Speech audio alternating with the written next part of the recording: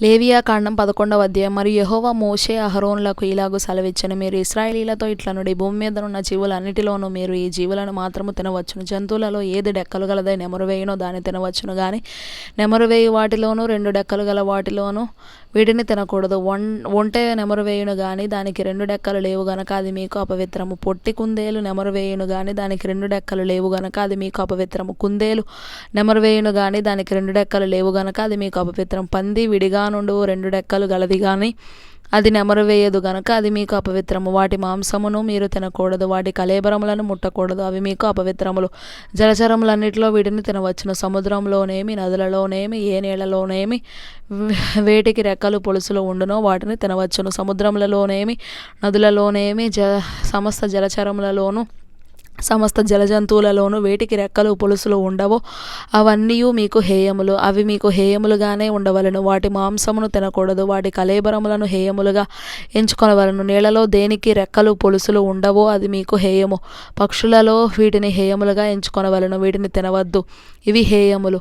పక్షిరాజు, పెద్ద బోరువ, క్రౌంచ పక్షి, గద్ద, తెల్లగద్ద, ప్రతి విధమైన గద్ద, ప్రతి విధమైన కాకి, నిప్పుకోడి, కపిరిగాడు, కోకిల, ప్రతి విధమైన డేగ, పైగిడి కంటే, చెరువు కాకి, గుడ్లగోబ, హంస, గోడబాతు, నల్లబోరువ, సంకుబుడి కొంగ, ప్రతి విధమైన కొంగ, కుకుడు గువ్వ, గబ్బిలము, రెక్కలు కలిగి 4 కాళ్లతో చరించు చరములన్నీయు మీకు హేయములు. అయితే 4 కాళ్లతో చరించుచు నేలగంతులు వేయుటకు కాళ్ల మీద తోడలు గల పురుగులన్నీ తినవచ్చును. నేత మిడత గాని, చిన్న మిడత గాని, ఆకు మిడత గాని, మిడతలలో ప్రతి విధమైనది తినవచ్చును. 4 కాళ్ళు గల పురుగులన్నీ మీకు హేయములు. వాటి వలన మీరు అపవిత్రులగుదురు. వాటి కళేబరములను ముట్టిన ప్రతివాడు సాయంకాలము వరకు అపవిత్రుడగును. వాటి కళేబరములలో కొంచెమైనను మోసిన ప్రతివాడు తన బట్టలు ఉదుకుని సాయంకాలం వరకు అపవిత్రుడగును. 2 డెక్కలు గల జంతువులన్నిటిలో విడిగా చీలిన డెక్కలు లేకయు నెమరువేయకయు నుండినవి మీకు అపవిత్రములు. వాటి కళేబరములను ముట్టిన ప్రతివాడు అపవిత్రుడగును. 4 కాళ్లతో నడుచు సమస్త జీవరాశులలో ఏవి అరకాలితో నడుచును అవన్నీ అపవిత్రములు. వాటి కళేబరములను ముట్టిన ప్రతివాడు సాయంకాలం వరకు అపవిత్రుడగును. వాటి కళేబరమును మోసిన ప్రతివాడు తన బట్టలు ఉదుకుని సాయంకాలం వరకు అపవిత్రుడగును.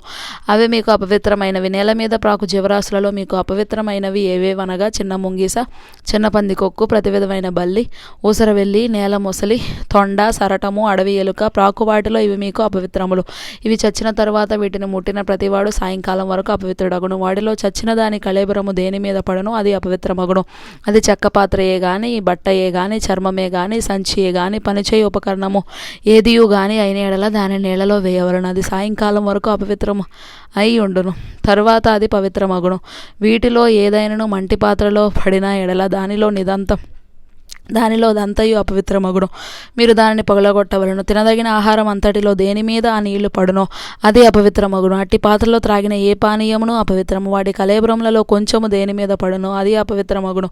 అది పొయ్యి అయినను కుంపటి అయినను దానిని పగలగొట్టవలను. అవి అపవిత్రములు, అవి మీకు అపవిత్రములుగా ఉండవలను. అయితే విస్తారమైన నీళ్లు గల ఓటలో గాని గుంటలో గాని కళేబరం పడినను ఆ నీళ్లు అపవిత్రములు కావు, కానీ కళేబరమునకు తగిలినది అపవిత్రమగును. వాటి కళేబరములలో కొంచెం విత్తుకట్టు విత్తనముల మీద పడినను అవి అపవిత్రములు కావు, కానీ ఆ విత్తనముల మీద నీళ్లు పోసిన తర్వాత కళేబరములో కొంచెము వాటి మీద పడిన ఎడల అవి మీకు అపవిత్రములగును.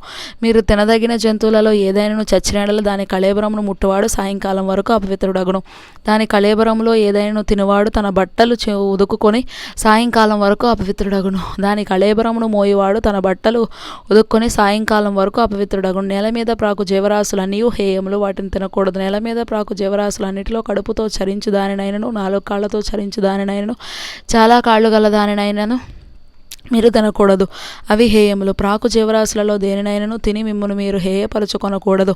వాటి వలన అపవిత్రులగునట్లు వాటి వలన అపవిత్రత కలుగజేసి కొనకూడదు. నేను మీ దేవుడనైన యెహోవాను. నేను పరిశుద్ధుడను గనుక మీరు పరిశుద్ధులై ఉండునట్లు మిమ్మును మీరు పరిశుద్ధపరచుకొనవలెను.